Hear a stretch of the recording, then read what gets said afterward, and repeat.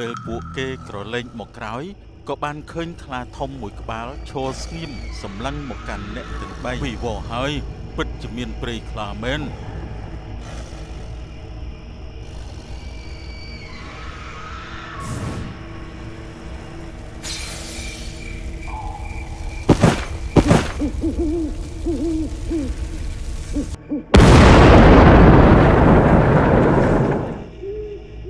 មិនបានទេឆាប់រត់ទៅឲ្យលឿនឡើងនោះហើយជាផ្ទះរបស់គ្រូអាគមមនចុះឯណាវុតនោះមិញវានៅពីក្រោយខ្ញុំតើអ៊ំវុតអើយវុតឯណៃណាវុតបានខ្ញុំនៅទីនេះឈឺជុះណាស់ចាំខ្ញុំបន្តិចរួចឥឡូវហើយហើយមិនក៏មិនប្រកាច់ចេញមកឈឺពោះអីចំពេលនេះអញ្ចឹងលោកអើយលោកពេលនោះឈ្មួញបានផ្លាស់ប្ដូររូបរាងភ្លាមក្រចកដ៏មុតបានលូតចេញពីចុងម្រាមដៃមិញគេបានคล้ายជាថ្មិញសត្វខ្លាដ៏សាហាវយ៉ាងឆាប់រហ័សគេបានកំហកដាក់អ្នកភូមិអ៊ំសើងវុតនិងមនរួមជាមួយបរោះក្នុងភូមិប៉ុន្មានអ្នកទៀតបានចូលទៅប្រយុទ្ធជាមួយព្រៃខ្លាបានវាយប្រហារយ៉ាងសាហាវហើយសម្លាប់អ្នកភូមិអស់2នាក់ប៉ុន្តែអ៊ំសើងបានយកកំបិតពិសេសចាក់ចំដៃស្ដាំរបស់មេឃឈ្មួញដែលជាអ្នកដឹកនាំក្រុមព្រៃខ្លាឈ្មួញបានស្រែកយ៉ាងខ្លាំងហើយដួលដេករឿងព្រៃខ្លាប្រហារអ្នកភូម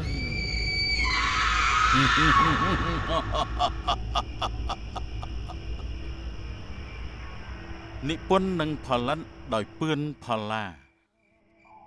នៅពេលព្រឹកព្រលឹមថ្ងៃរះខ្ពស់ទៅហើយប៉ុន្តែមេឃចុះអាប់ឡើងខ្មៅងងឹនសំឡេងសត្វស្ងាត់ជ្រងំហើយខ្យល់ត្រជាក់បក់មកយ៉ាងខ្លាំង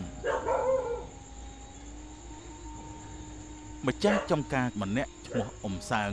គាត់បានឮសូរសំឡេងសត្វខ្លាក្រហឹមគំហកមកពីចម្ងាយ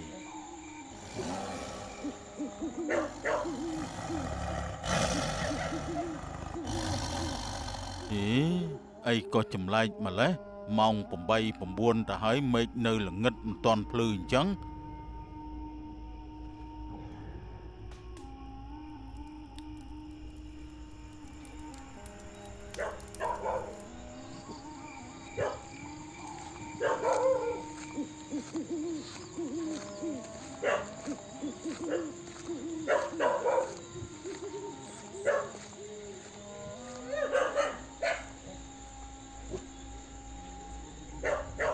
បន្តិចវុតអើយបន្តិចវុតនៅខ្ទមអត់នឹងក្មួយបានអ៊ំចុះអ៊ំហៅខ្ញុំមានការអីមែនទេខ្ញុំមើលតអ៊ំដូចជាភ័យចម្លែកដល់ហើយមិញនេះអ៊ំឮសំឡេងចម្លែកណាស់ក្មួយវាដូចជាសំឡេងខ្លាក្រហឹមដាក់អ៊ំអញ្ចឹងវាឮសូរចេញមកពីចំការអ៊ំនៅខាងក្រោយណាក្មួយហើយមេឃថ្ងៃនេះក៏ចម្លែកទៅទៀតខ្ញុំក៏ចម្លែកដែរអ៊ំម្សិលមិញខ្ញុំឃើញស្នាមជើងរបស់វានៅចំការរបស់ខ្ញុំដែរឯងឃើញស្នាមជើងអីទៅក្មួយតាមពិតខ្ញុំពិនិត្យទៅគឺស្នាមជើងខ្លាណាអ៊ំស្នាមធំចម្លែកណាស់ហើយម្ខាងជាស្នាមជើងខ្លាម្ខាងទៀតដូចជាស្នាមជើងមនុស្សទៀតផងវាមិនមែនជាខ្លាធម្មតាទេដឹងអ៊ំបើនៅតែបែបនេះទៀតខ្លាចតែមានគ្រោះថ្នាក់ដល់អ្នកភូមិយើងទេយើងគួរតែទៅរកជំនួយពីគ្រូអាគមមកជួយហើយវុតឯងទៅជាមួយអ៊ំទេបើតាមអ៊ំដឹងគាត់នៅក្បែរភូមិយើងនេះដែរទេធ្វើដំណើររំលងទៅព្រៃជើងភ្នំនេះបន្តិចប្រហែលជាដល់ហើយក្មួយបានអ៊ំខ្ញុំក៏បានឮពីអ្នកភូមិមួយចំនួននិយាយដែរថាខ្លានេះជាពួកវិញ្ញាណអ្នកតាដែលស្លាប់ដោយមិនមានសេចក្តីស្ងប់សុខទើបពួកវាបានត្រឡប់មកវិញជារូបរាងព្រៃខ្លាដើម្បីស៊ីសាច់មនុស្សនៅក្នុងភូមិយើងអ៊ំជឿឪពុករបស់អ៊ំធ្លាប់ប្រាប់អ៊ំពីរឿងនេះដែរកាលពីអ៊ំនៅក្មេងៗគាត់ប្រាប់ថាខ្លាទាំងនោះគឺជាមនុស្សដែលផ្លាស់ប្ដូររូបរាងពួកគេអាចពាក់ស្បែកមនុស្សនៅពេលថ្ងៃហើយត្រឡប់ទៅជាសត្វខ្លាវិញនៅពេលយប់អ៊ំគិតថាប្រហែលជាមានព្រៃខ្លានៅក្នុងភូមិយើងហើយមួយសន្ទុះក្រោយមកក៏មានបរិសម្នាក់ឈ្មោះថាមនបានដើរមករកពួកគេ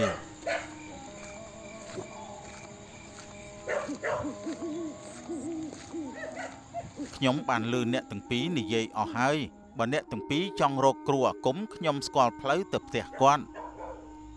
មនឯងដឹងពីរឿងនេះដែរមែនទេមននិយាយខ្សឹបទៅកាន់អ៊ំសើងប្រហែលជាគ្មានអ្នកណាប្រាប់អ៊ំពីរឿងនេះហើយមើលទៅប្រហែលថ្ងៃមុន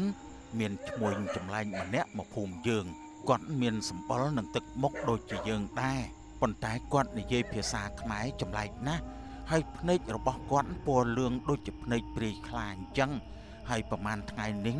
ភូមិរបស់យើងជួបរឿងចម្លែករហូតចុះមានដឹងតែឈ្មោះម្នាក់នោះនៅណាដែរទេគ្មានអ្នកណាដឹងទេគាត់បានបាត់ខ្លួនក្រោយពេលជួញដូរគោក្របីអ្នកភូមិមានអ្នកខ្លះនិយាយថាឃើញគាត់ចូលទៅកាន់ព្រៃជ្រៅនៅទិសខាងកើត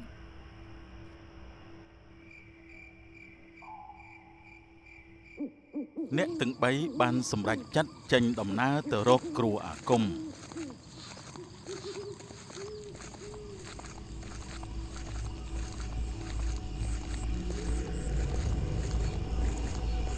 នៅពេលដែលពួកគេដើរឆ្លងកាត់ព្រៃមួយសន្ទុះមេឃក៏កាន់តែងងឹតហើយពួកគេក៏បានឮសំឡេងក្រហមនៅក្បែរនោះ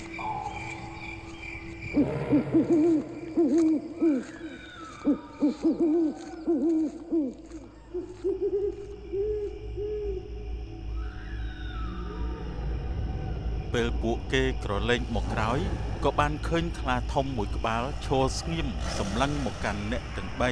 ភ្នែករបស់វាមានពន្លឺពណ៌លឿង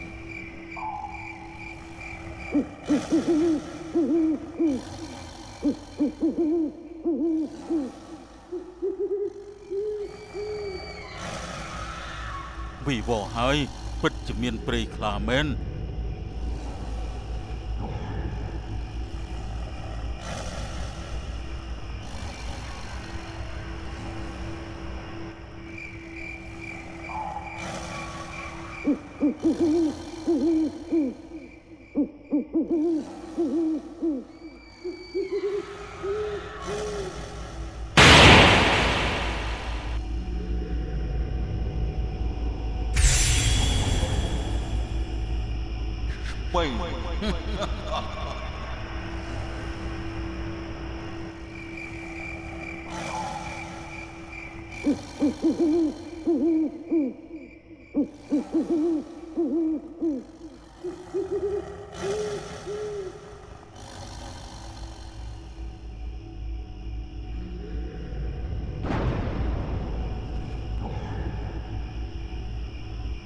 មិនបានទេឆាប់រត់ទៅឲ្យលឿនឡើងពួកគេរត់យ៉ាងលឿនតាមផ្លូវកាត់ព្រៃរហូតដល់ពួកគេឃើញពន្លឺភ្លើងចេញពីខ្ទមមួយ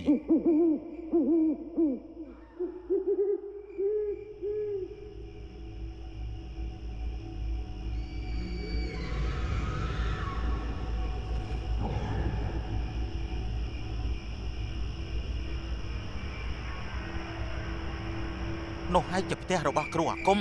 មនចុះឯណាវុតនោះមិញវានៅពីក្រោយខ្ញុំតើអ៊ំវុតអើយវុតឯនៅណាវុតបានខ្ញុំនៅទីនេះឈឺជុះណាស់ចាំខ្ញុំបន្តិចរួចឥឡូវហើយហើយមិនក៏មិនប្រកាច់ចេញមកឈឺពោះអីចំពេលនេះអញ្ចឹងលោកអើយលោកអ្នកទាំងអស់គ្នាមកដល់ហើយអីខ្ញុំកំពុងតែរងចាំអ្នកទាំងអស់គ្នាលោកគ្រូដឹងមុនមែនទេថាពួកយើងនឹងមករកខ្ញុំដឹងថាមនុស្សគ្រប់គ្នានៅក្នុងភូមិនេះប្រឈមនឹងគ្រោះថ្នាក់ចូលមកខ្ញុំនឹងប្រាប់អ្នកពីអ្វីដែលអ្នកភូមិកំពុងតែប្រឈមមកពួកគេទាំង3នាក់អង្គុយជុំគ្នានៅផ្ទះលោកគ្រូមានរឿងព្រេងមួយនិយាយថាកាលពីរាប់រយឆ្នាំមុនមានអ្នកបរបាញ់ម្នាក់បានបាញ់ខ្លាញីដែលមានផ្ទៃពោះមួយក្បាលមុនពេលស្លាប់ខ្លានោះបានដាក់បណ្ដាសាថានឹងឲ្យកូនរបស់វានឹងត្រឡប់មកវិញជាមនុស្សផងនិងខ្លាផងដើម្បីសងសឹង គ្នាវាដែលរស់រៀនមានជីវិតពួកគេពាក់ស្បែកមនុស្សនៅពេលថ្ងៃហើយคล้ายជាខ្លាវិញនៅពេលយប់ពួកវាបានបង្កើតកូនចៅជាច្រើនជំនាន់ពួកគេមានទំនៀមទម្លាប់ផ្សេងគ្នាប៉ុន្តែមានការសម្គាល់មួយភ្នែករបស់ពួកគេតែងតែមានពណ៌លឿងទោះបីនៅក្នុងរូបរាងជាមនុស្សក៏ដោយ ឈ្មួញដែលតែងតែចូលមកទិញគោក្របីអ្នកភូមិភ្នែកគាត់លឿងចម្លែកណាស់ ខ្ញុំជឿថាគាត់ជាមេដឹកនាំរបស់ពួកគេមានគម្រោងវេលុកភូមិរបស់យើងហើយប្រមូលចំណីអាហារនិយាយឲ្យចំទៅចំណីអាហាររបស់ពួកគេគឺជាសាច់មនុស្ស អញ្ចឹងតើយើងត្រូវធ្វើយ៉ាងម៉េចទៅដើម្បីជួយអ្នកភូមិទាំងអស់នោះបាន មានវិធីតែមួយគត់ដើម្បីបញ្ឈប់ពួកគេ លោកគ្រូក៏យកប្រអប់តូចមួយចេញពីក្រោមគ្រែរបស់គាត់នៅក្នុងប្រអប់នោះគឺមានកាំបិតពិសេសមួយកាំបិតនេះត្រូវបានបង្កើតឡើងដោយគ្រូបុរាណវាអាចសម្លាប់ទាំងមនុស្សនិងវិញ្ញាណព្រៃខ្លា ដើម្បីធ្វើបែបនេះបានយើងត្រូវរកឲ្យឃើញពួកគេក្នុងរូបរាងជាមនុស្សហើយចាក់ឲ្យចំដៃស្ដាំរបស់ពួកគេនោះជាកន្លែងដែលវិញ្ញាណរបស់ពួកគេរស់នៅ ចុះតើពួកយើងអាចស្វែងរកពួកគេដោយរបៀបណាទៅ ខ្ញុំនឹងរៀបពិធីមួយនៅក្រៅភូមិ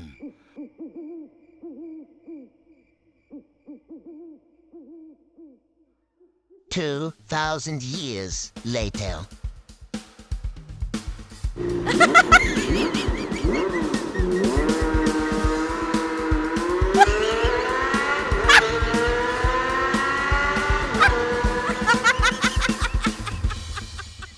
ពួកគេក៏បានរៀបចំពិធីមួយនៅវាលភូមិហើយអ្នកភូមិ 3-4 នាក់ក៏បានមកចូលរួមផងដែរមានទាំងឈ្មួញដែលតែងទៅមកជួញដូរគោក្របីអ្នកភូមិទៀតផងលោកគ្រូបានចាប់ផ្ដើមពិធីដោយដុតធូបនិងផ្សែងក្រអូបមួយចំនួនផ្សែងក៏បានសាយភាយទៅលើវងមនុស្សហើយគាត់ក៏បានចាប់ផ្ដើមសូត្រមន្តបុរាណរបស់គាត់ភ្លាមនោះឈ្មួញចាប់ផ្ដើមមានអាការៈមិនស្រួលគេបានញ័រខ្លួនហើយចាប់ផ្ដើមដកដង្ហើមញាំចាប់ផ្ដើមក្អកយ៉ាងខ្លាំងហើយភ្នែកក៏ប្រែជាលឿងច្បាស់